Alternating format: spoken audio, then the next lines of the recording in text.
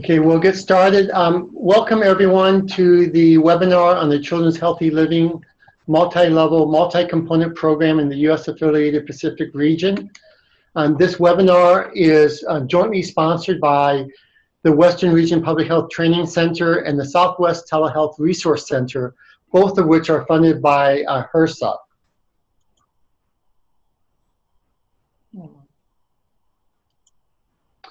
And I want to give a special welcome out to members of the Western Region Public Health Training Center states. These are in Arizona, California, Hawaii, Nevada, and the U.S. Associated Pacific Islands. And the Southwest Telehealth Resource Center covers Arizona, Colorado, New Mexico, Nevada, Utah, and all the other HRSA grantees that are out there and all other participants from the U.S. and abroad who are joining this webinar. So thank you for being here. This webinar is approved for continuing education credits. You can receive 1.0 CEUs for nursing, for chess, and for dietitians. If you're receiving continuing nursing education information, I just need to make sure you know what the learning objectives are for this webinar. At the end of this presentation, you'll be able to describe the Children's Healthy Living Program, that's CHL, its conceptual framework and its components. You'll be able to explain the CHL categories for effectiveness and sustainability, and you'll be able to identify key outcomes of the Children's Healthy Living program. As far as disclosures go, the planners and presenters have no relevant financial relationships to disclose. And if you are receiving nursing continuing education, the criteria for receiving these CEUs are that you need to be present for the full duration of the activity, and you also need to complete the online nursing evaluation, and that's available at cne.nursing.arizona.edu. You can go to the quick links on the sidebar and click CNE evaluation link to complete this at the end of the webinar. Just a few tips for sitting through this webinar. Please mute your phone and or computer microphone. Time is reserved at the end for questions and answers, and you'll be able to type in your questions and answers on the link on the website. Please fill out the post-webinar survey, and this is for our own continual improvement process. And the webinar is being recorded, and therefore you can look at the archived values webinar at either the southwesttrc.org website, or you can come to the Western Region Public Health Training Center website and get access to the archived webinar. Now, it's my pleasure to introduce today's presenter, Dr. Rachel Novotny. She's a professor of nutrition. She's also the interim dean of research and cooperative extension in the College of Tropical Agriculture and Human Resources at the University of Hawaii, Manoa. She is trained as a nutritionist, epidemiologist, anthropologist, and environmental biologist. She has published over 135 scientific papers related to maternal and child nutrition, health, and in remote regions among culturally diverse populations. She is the principal investigator for the Children's Healthy Living Program. And CHL is a $25 million community-based multi-level intervention, and it's training and outreach, and it goes throughout the U.S. affiliated Pacific Islands that include the Marshall Islands, Palau, the Federated States of Micronesia, American Samoa, the Commonwealth of the Northern Mariana Islands, Guam, Hawaii, and also in this project includes Alaska.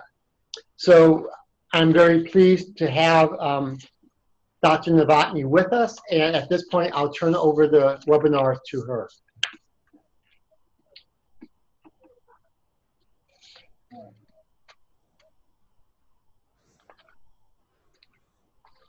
Uh-oh,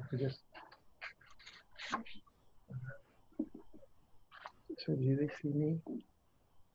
Okay, are we online? Yes. Okay, great. Well, it's wonderful to be here and partnering with this group. I know we have many connections already, and I'm sure many of you I have interacted with with Chill, and so right now I'd like to thank you, and I look forward to continuing the conversation as we go through the presentation today and the questions and beyond. I think we need to put the slides through the show mode. Okay, let's see. There we go. Yes. Okay, thank you. Now we need to go through. So let's get to my. There we are. Great. Okay. So as you can see, and as Doug shared with you, I have many partners. A program like this is done by many. I did want to highlight the leaders at the intervention jurisdictions, as we call them, those that are involved in the intervention program, which are 5 of the jurisdictions. And you see their names here: Andrea Berseman at the University of Alaska Fairbanks, Rachel Leon Guerrero at the University of Guam, Patricia Coleman at the Northern Marianas College, and Travis Fleming at American Samoa Community College. So this is our region. This map depicts our region. And as you can see, those 5 jurisdictions are in stars, blue stars here on the map, that are involved in the intervention trial. Altogether, we are 11 jurisdictions, as Doug mentioned, and the other jurisdictions were involved with our prevalence survey and training program, and a number of other activities, but not in the intervention program. So that is the distinction being shown here on this slide. So this is an integrated program. You can see on the bottom, this was funded by the USDA in the National Institute of Food and Agriculture. It was one of their CAP grants. It was actually the one and only they did like this. They continue to do some CAP grants, but not quite at this magnitude. So this was really a rather large experiment, and we were lucky to have already built a collaborative among the colleges through some previous projects that allowed us to compete for this particular opportunity. So what a CAP grant is, in addition to a research program, which I'm going to focus on today with the intervention, we did also have a large training grant, which was really about 1/3 of the grant. And through that, we were able to provide degree training to 21 individuals. Initially, it was 22. We lost 1. And those were selected to be 2 from each jurisdiction, selected by the jurisdiction, and trained in programs at either the University of Alaska, University of Hawaii, or University of Guam, that we selected as being broadly related to our broad conceptual framework of prevention of obesity. So in terms of sort of a background to our topic, I thought I'd share with you a statement that was made by Dr. Stevenson Quartai when he was chairman of the Pacific Island Health Officers Association, highlighting the importance of the problem of non-communicable diseases or chronic diseases in this region. Their approach was to declare a regional state of health emergency and to call this an epidemic because of the very high rates of diabetes and heart disease and stroke and cancer in the region. And so this was basically their call to action, and really has helped us as a region to pull together to try to find ways to prevent these problems. At the same time, I wanted to bring forth as background what has been called developmental origins of health status or disease status, but also to frame this in the context of society And there was a recent paper that I had some quotes I liked. The circumstances in which women are pregnant and children develop are really what we're looking at. Thinking about babies or children coming from society, and babies being record keepers of societal decisions. And we often use growth as our measures of outcome, and they clearly are a record keeper of what's going on in society. So it's one way to think about these measures, as well as having some biologic underpinnings in some metabolic programming from early undernutrition that has been found to be associated with later overweight, obesity, and chronic disease, the so-called Barker hypothesis, or it now goes by other names. So this is very important for our region, which is a mix of under and overnutrition, and is one of the challenges we face, and it is a reason we really focus on health, although really the underlying purpose of the grant program is obesity prevention, and the scales are tipping towards that being the larger problem in the region. But our focus is on the community and on the environmental context for our intervention activities while using growth indicators. Our focus is on children. The grant requirement was 2 to 8 years old, and that is our target population. Focusing on children is a great focus because people care about children. They leave a legacy. It's a true prevention to work with children if you're talking about preventing adult chronic disease. And we can talk about promoting health.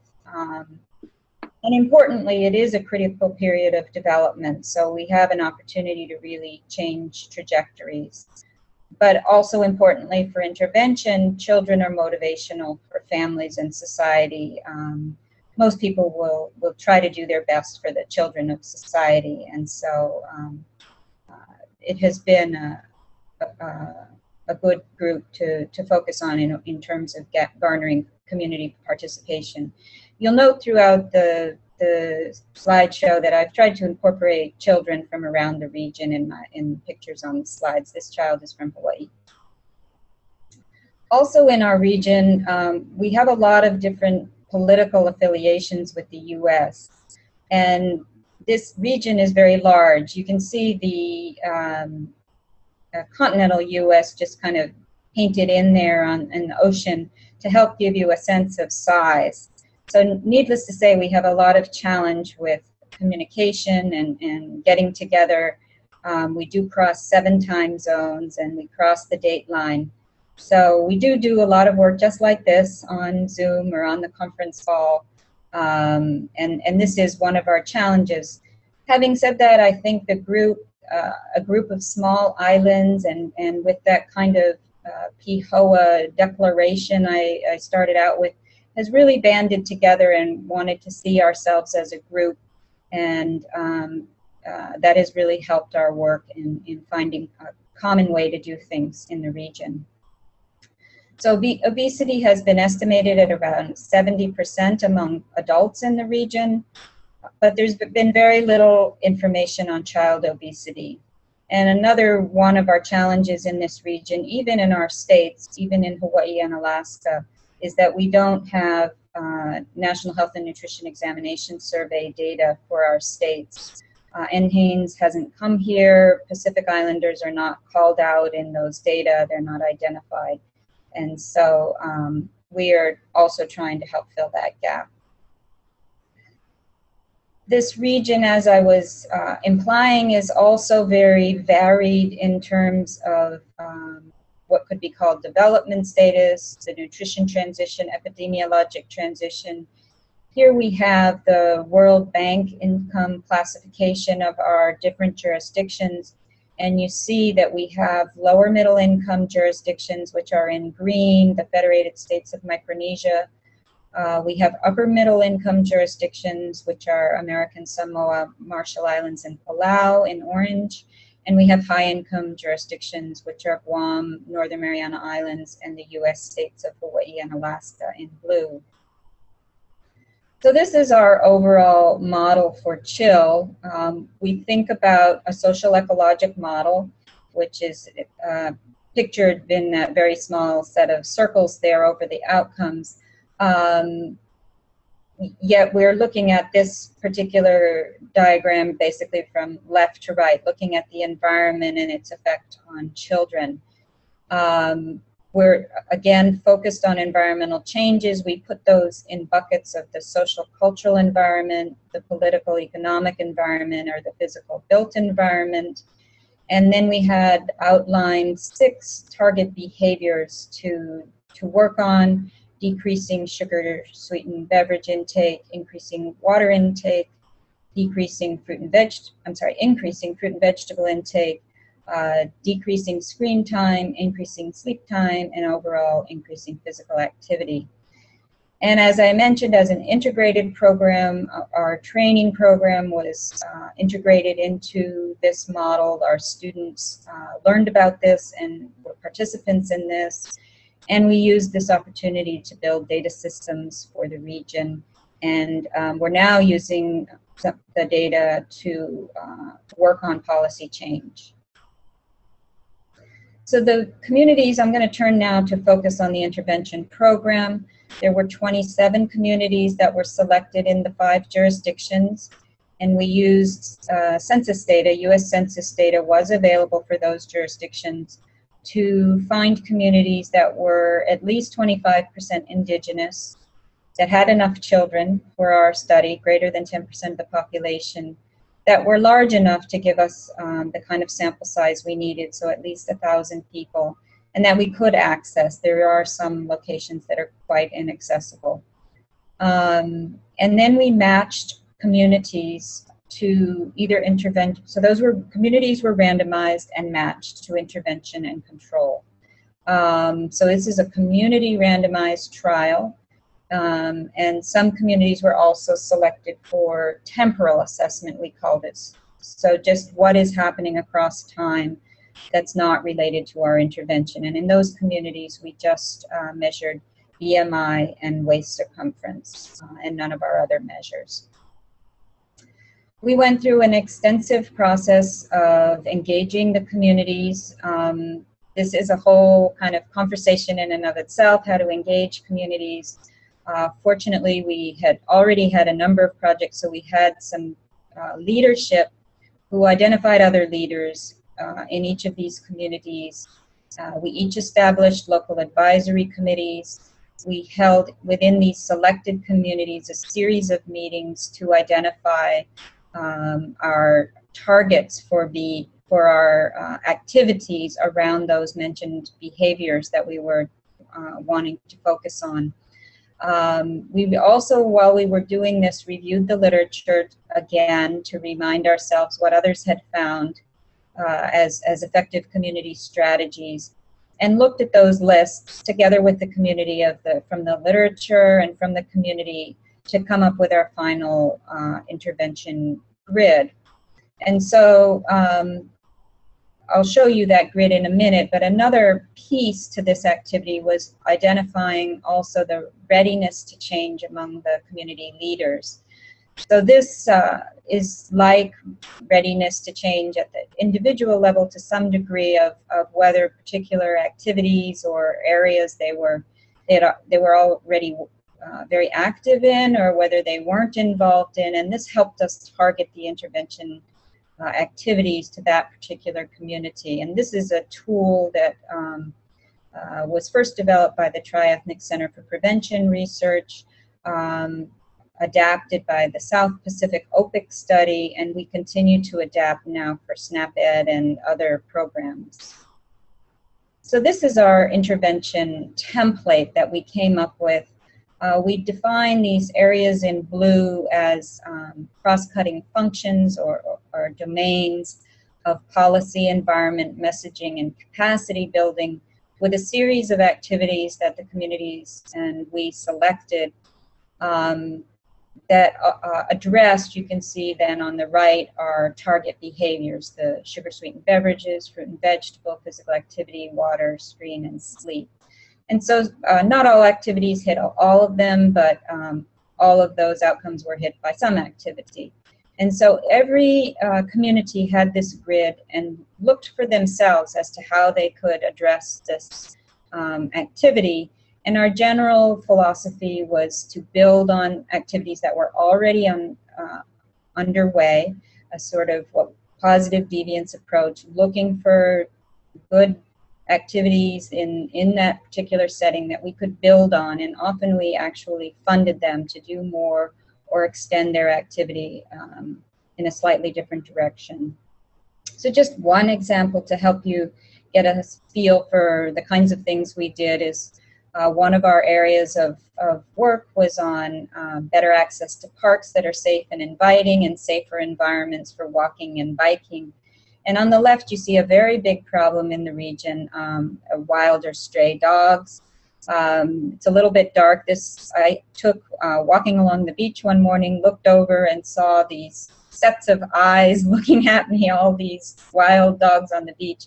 And this is a real deterrent to physical activity in the islands, especially for young children.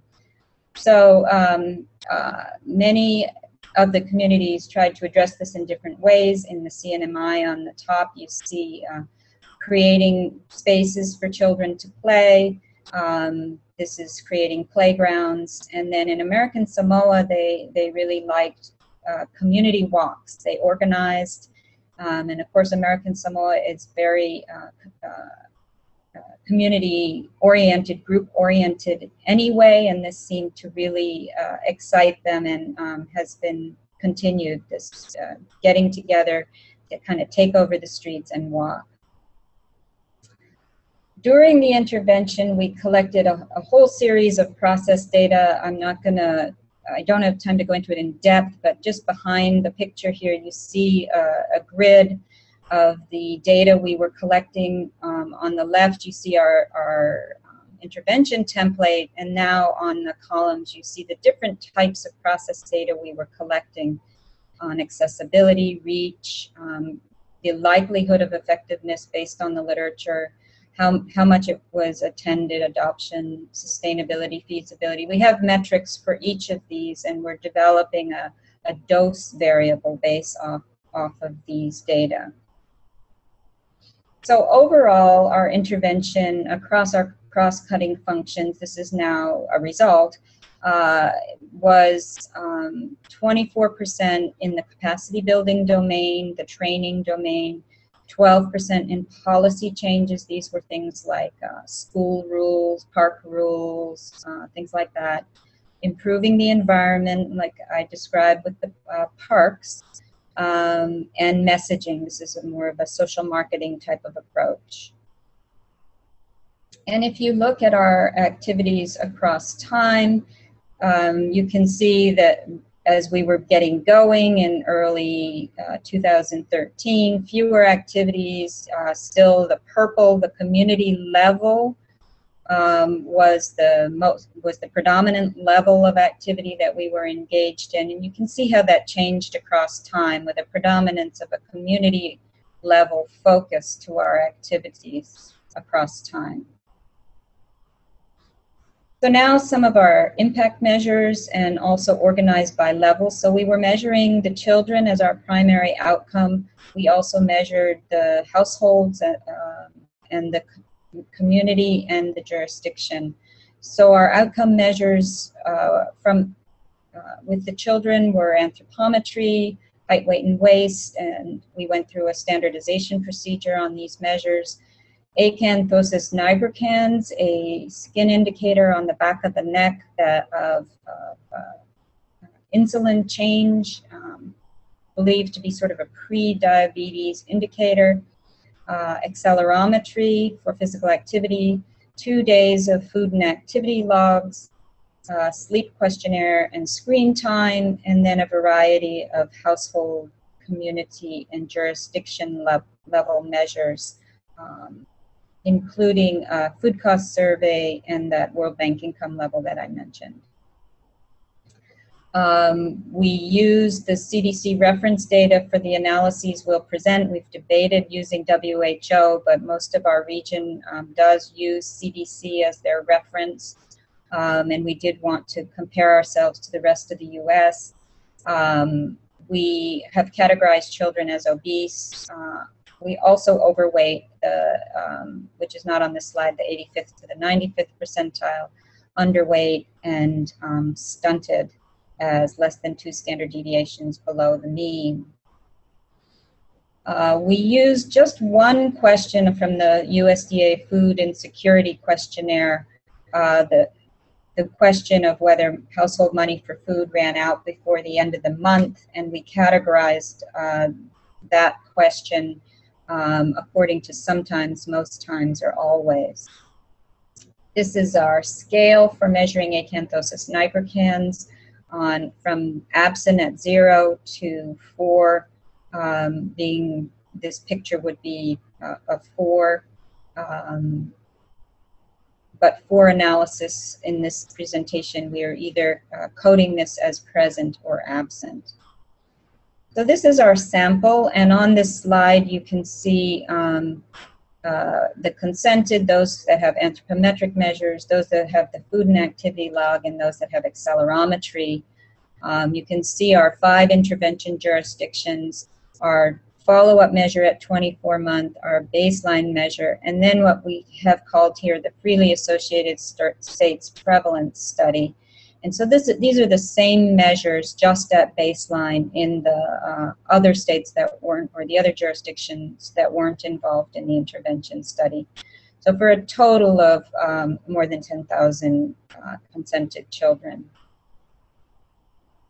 So some results. So this is prevalence, and this is by jurisdiction. You can see the jurisdictions on the x-axis there.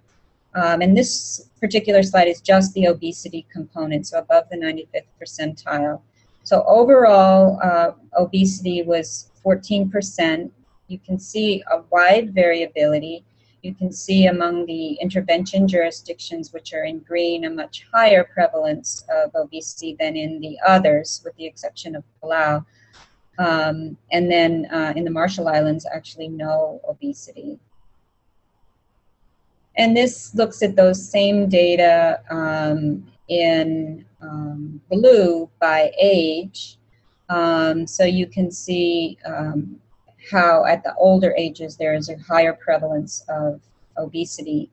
We also had done in red a systematic review which involved some smoothing of available data that we had collected from different places, a few published papers, but also some maternal child health data, and see some pretty similar results. So now looking at those data according to that jurisdiction income level. And on this slide, we've got the food insecurity in pink, the obesity I just showed you in blue, and we also have underweight according to the jurisdictions, but the jurisdictions are now organized according to those income levels. And you can see among the lower income levels, we have the highest food insecurity and the lower obesity and some underweight, more than in the other jurisdictions. And then if you jump to the high income, you see the opposite of that. So we end up with, in the middle, relatively high levels of everything. And this is typical of the so-called dual burden, where we have both problem of underweight and overweight, and certainly a lot of food insecurity, but again, just measured by that one question at this point. And then again, these same data now grouping together all those lower middle income countries, upper middle income, and high income, and now including stunting on the slide. So looking at obesity in green, stunting in red, stunting at birth in red, and then current stunting in blue. So you see the same sort of thing in the upper middle income countries. We tend to see the little bit higher level of obesity. Interestingly, the obesity drops off at the high income levels, and this is not completely surprising. As countries find strategies to deal with the change in the environment, and this is something we're quite interested in. So this is looking at the odds ratios for those differences. So going from the lower middle to the upper middle income countries, we see a great increase in risk for obesity, and then dropping off a bit at the high income countries. Now, this is the prevalence of the acanthosis nigricans. Frankly, we don't expect to see any of this in young children. So seeing any is a lot. So we're seeing 4.8%. We aren't seeing a sex difference, but we are seeing a higher rate in the older children. This is associated with a higher rate of obesity, and this paper is just recently published. This shows those same data by jurisdiction. We're quite interested in the fact that we seem to have although the rate is associated with obesity, we have a higher than expected rate of acanthosis nigricans in the freely associated states. Again, something we're interested in looking in more in depth. So this shows the odds ratio of the relationship between obesity and acanthosis nigricans, 9.25. And now I want to move to some of our preliminary intervention impact analysis. We're still working on this. In fact, there's a couple of results just since I've submitted these slides, but this is a lot of it here. So again, our regression models to look at the change in the communities adjust for the clustering of the communities within the jurisdictions and for the age distribution of the children in that jurisdiction. And we're looking here at the intervention effect by comparing it to the control and temporal communities. So this is the change between baseline and 24 months. And here I have screen time, BMI Z-score, waist circumference, acanthosis nigricans as outcomes. And this, this is a debated point that this is a correct way statistically to do this, to use the communities as the unit of analysis since they were the randomization unit. It is a conservative analysis, not being fully able to take advantage of that large number of children. So this is the screen time change. You can see all these slides are organized the same, this series. So we see the baseline mean, the intervention in blue, and the control in red, the follow-up mean at 24 months for both the intervention and control, and then the difference. So we see here with screen time, the intervention screen time went down and the control up. And this was a 6-minute a day difference, 0.1 p-value. And then this is the the BMI Z-score change, and here jumping to the change column, the far column, we see everybody went down in BMI Z-score, decreasing obesity, but more so in the intervention than control and temporal. Here it's 0.04 units, a P of 0.28. We actually just ran this with overweight plus obesity versus healthy weight, and it is a 0.02 difference. So we're finding this, something here, different ways of looking at it. Waist circumference, again, jumping to the right column there, less change in the intervention than a bigger increase. I mean, we expect waist to increase with age, but less of an increase than in the control group. And this difference is 0.73 lower in the intervention than control, P 0.06. And then acanthosis nigricans, we see in our intervention group the rate went down, and in the control group it went up. So this is a 9% difference and a P of 0.04.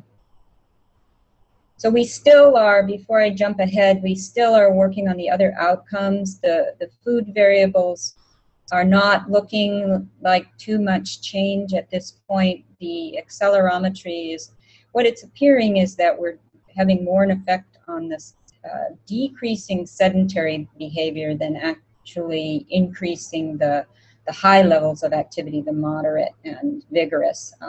But we're still working on that. We did do this brief look at 6-month follow-up, and this is just a somewhat qualitative assessment of some of the things that were still going on at 6-month follow-up related to our intervention, particularly the physical activity environments, the gardens and hydroponics, the social marketing, and a lot of our preschool focused activities and policy changes seem to be some of our highlights of things that have been sustained. So some of our lessons learned in terms of the community engagement process, this has been a very incremental program.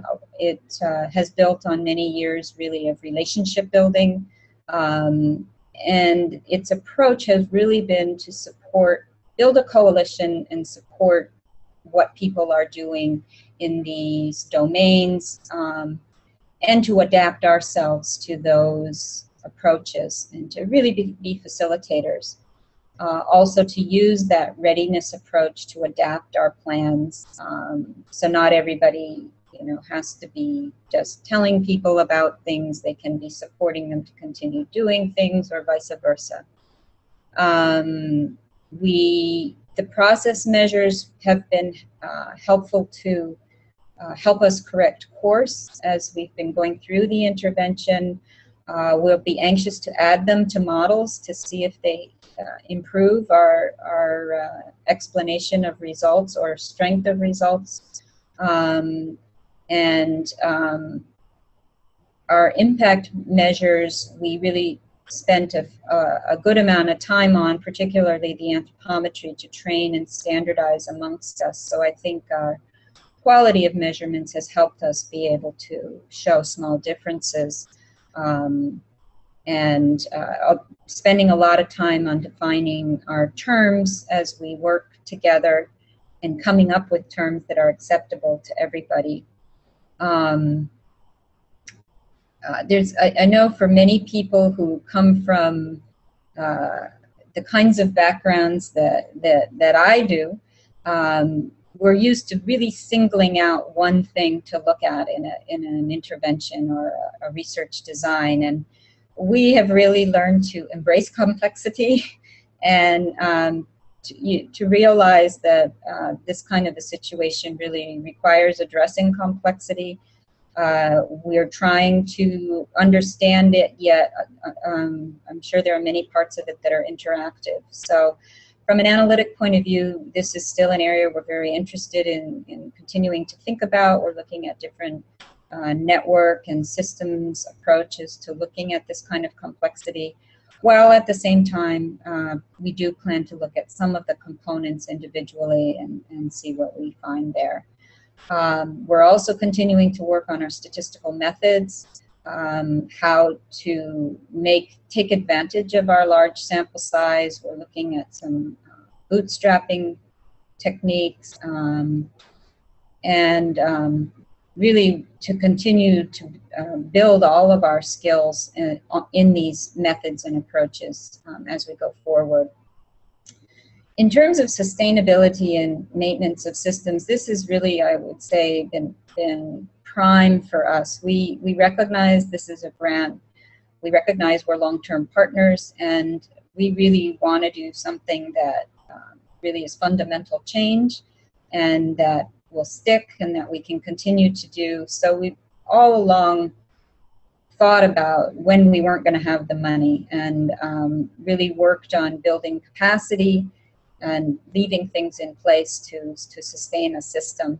And we have been able to get a few follow-on grants, including a USDA multi-state grant that will help us sustain our land grant base, which has actually, in all of our diversity, been critical to holding us together. So building those coalitions has been a critical part of the way we work, and thinking about policy changes that can help sustain what we've learned as well. So some of the implications for policy stem from this recognition of our variability in nutrition transition. And so we're looking at the policies for economic development, how to protect our food environment. We're looking at import policies, how to protect the physical activity environment and the health of the physical environment, how to support the local agencies and businesses, and how to continue to train and to continue to use these data for policy. So we are a part of the Pacific, and we relate to this declaration from WHO, from the Pacific Island ministers, about healthy islands, that they should be places where children are nurtured in body and mind, environments invite learning and leisure, people work with age and dignity, ecologic balance is a source of pride, and the ocean that sustains us is protected. So we are putting everything we have, as much as we can, on our website as a key tool. You'll see under that Findings tab is where we're putting both the reports that we've generated for the community as well as our publications. We also have ongoing training activities that you can find under the Training tab. So this is a way, if you're interested in learning more or working with us, to find out more about what we're doing. So with that, thank you. This is many of the languages, not all of the languages in our region, so thank you and mahalo. Thank you, Rachel, for your presentation. That was great. Lots of information, lots of data that you have there. Please, I want to remind people to type in questions on the sidebar for Rachel as we get started. Understanding, there's a question, understanding that it's a multi-level intervention with multiple behaviors that you're focusing on, such as sugar-sweetened beverages, sleep, water, physical activity, fruits and vegetable intake. Can you describe a little bit more of the sort of the interventions that were being, how you were targeting these types of interventions, like what was being done to decrease sugar-sweetened beverages, what was being done to improve the sleeping time of children? If you go through each one, just talk a little bit more about the key interventions that were being used for these, any comments you have about their success, understanding that the interventions, all of them, and it's just not one that makes a difference. Right, right. Yes, that would be something that would be useful to go back to again, and that is in all of those process data, the specifics of what each jurisdiction did to address the different targets. So just to give some examples, there was almost all, I believe every jurisdiction did do a comprehensive social marketing campaign that included all of the interventions. And that we did have a common template for that each jurisdiction then individualized with some of their local examples of, say in the case of sugar-sweetened beverages, some of their sugar-sweetened beverages. So maybe I should take them one at a time. Other things for sugar-sweetened beverages, there were a number of jurisdictions that worked with stores in the community. There was a really wonderful example from the CNMI where a store owner decided to completely change their offerings in the store, took out all alcohol and took out all sugar-sweetened beverages, and really addressed all of our food targets with what they were selling at the store, and really at great risk to them. They really weren't quite sure what would happen from a business point of view, but they did that, and it actually was amazing. It had a very positive impact in the sense that it became known as the healthy food store, essentially, and became its own sort of marketing opportunity. So in the interest of time, maybe I'll just skip to another one. So that also sort of addressed the water and the fruit and vegetables. I gave you an example of the parks in the slides. For sleep, and sleep was a new area for all of us, and we had a lot of discussion about it because sleep behavior in the Pacific is varied, and what by some mainland approaches might not always be considered healthy. A lot of co-sleeping, a lot of different kinds of sleeping arrangements. I would say that in our preliminary look at the sleeping data, the children don't seem to sleep as much as you would expect them to, and I do wonder whether it's difficult for the children to get enough sleep in some of these environments. But in terms of the intervention, that was discussed also in the social marketing as I would say it's predominant mode, but also in the preschools. So some of the teachers took that on as part of their messaging in the classroom and with parents. So preschools became a site of a number of activities. They also there was a lot of interest in gardening. It wasn't, we've all had a lot of experience with gardens and how difficult they are to maintain and sustain. They're mostly used at the preschools as experiential opportunities, but we do have a number of preschools, and particularly Head Start, that was using this opportunity to supplement diets and to have parents come in and work, and some of the population really appreciating that opportunity. So that was another example that would blend a lot of the interventions into one, because it involved some growing of fruits and vegetables, it involved some physical activity, it involved a setting to talk about a lot of the other things as well. So I don't want to go on and on too far. There's maybe a little bit more on your question. Yes.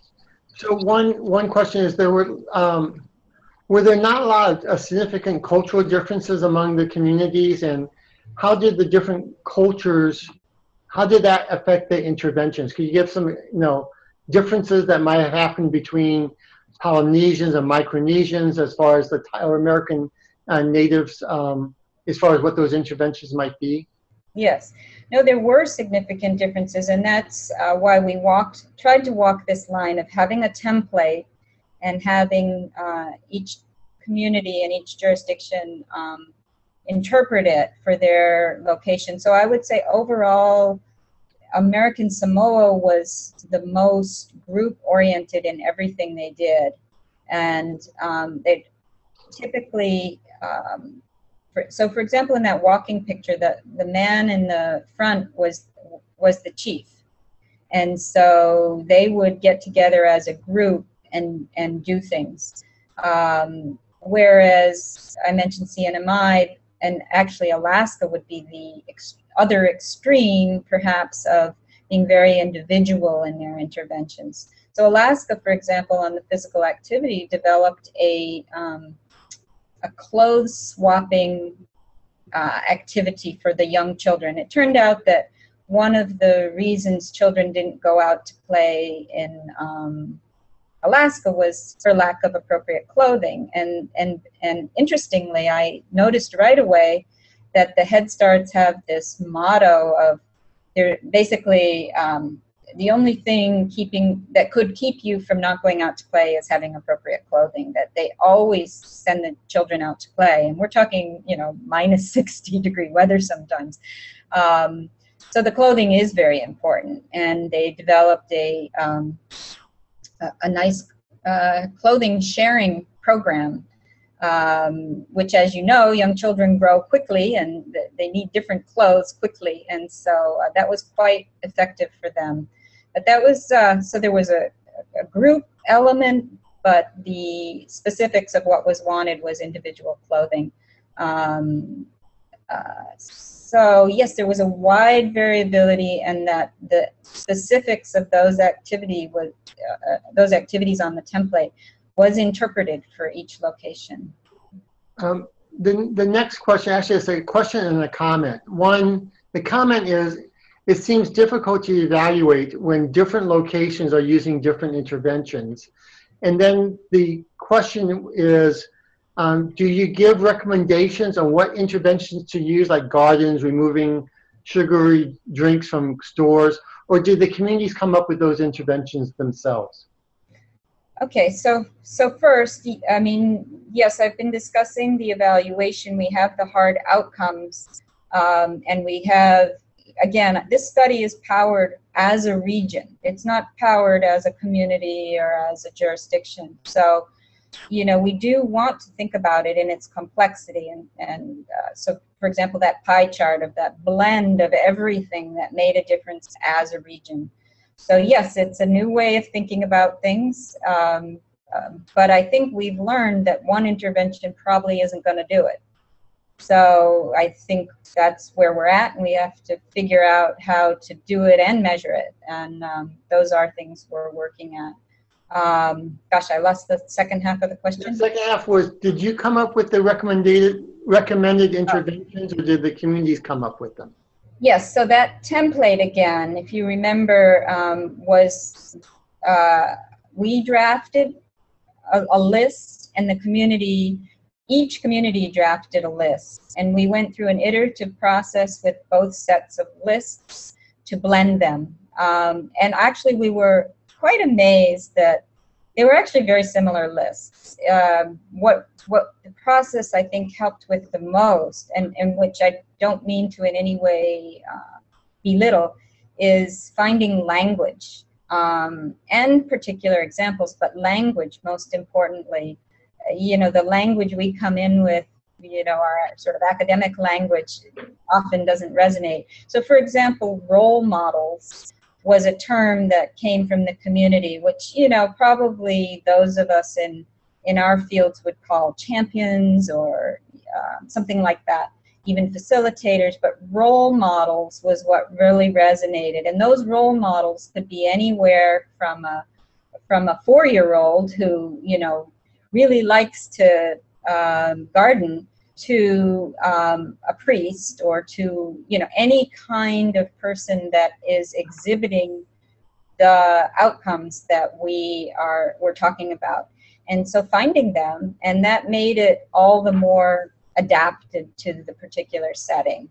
And so we had to listen to them a lot to explain to us why this person is a role model. And you know, we worked together and learned how they were a role model, but also had an opportunity to make some suggestions of maybe some other things that role model could add to what they were already doing to implement the intervention.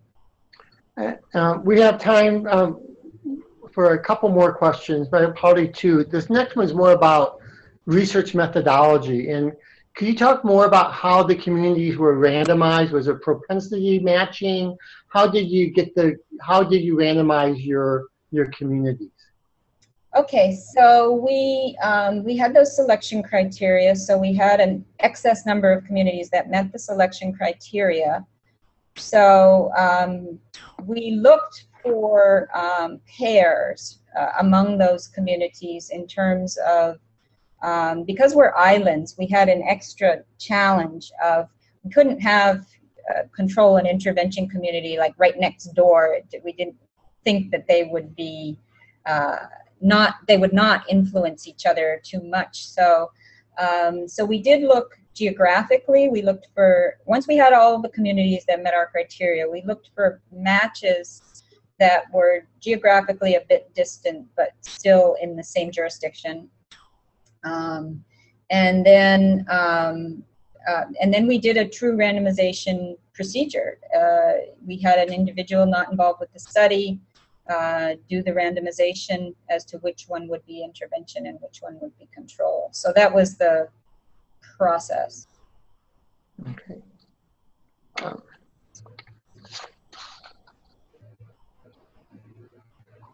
We don't have any additional questions, so I think I'm going to switch to the slides and have some final comments about the next webinars and some more information about getting continuing education.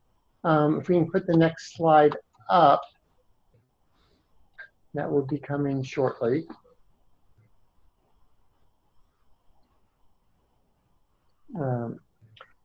I just want to remind people that the next webinar in our series is going to be on December 13th.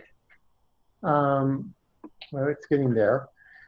This is about the Tohono O'odham Nation and Pasquale Yaqui Diabetes Program.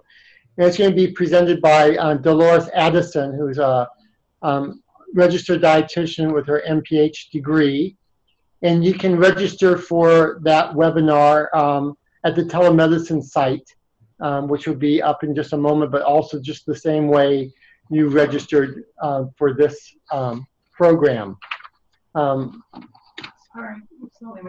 Okay, we're probably sliding through the slides right now as you see it. And we go back one, right, there it is. And so again, just to remind people for continuing nursing education, you need to complete the evaluation found at cne.nursing.arizona.edu.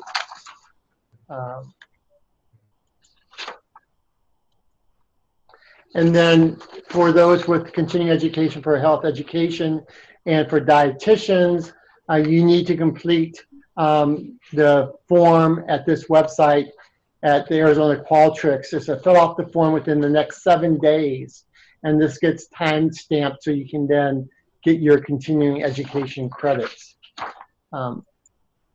Again, we also have a SurveyMonkey survey for you in order to give us feedback about the webinar itself, to make sure that it met your needs. It was presented in a way that you could all see it. And that would also be greatly appreciated. And just finally, I just want to thank again Rachel for presenting. It is always interesting to see the information. I have seen some of this data earlier, both from the publications and with discussions, but there's always something new and something else to think about. And there's just a lot of information, especially regarding the nutrition transition, how things are changing between the low middle income, upper middle income, and higher income jurisdictions that you have. And I think that's a real important contribution, because that's the way the world is going right now. So it's really a snapshot at things that are happening across the world. So thank you. And this concludes the webinar for today. Great. Aloha.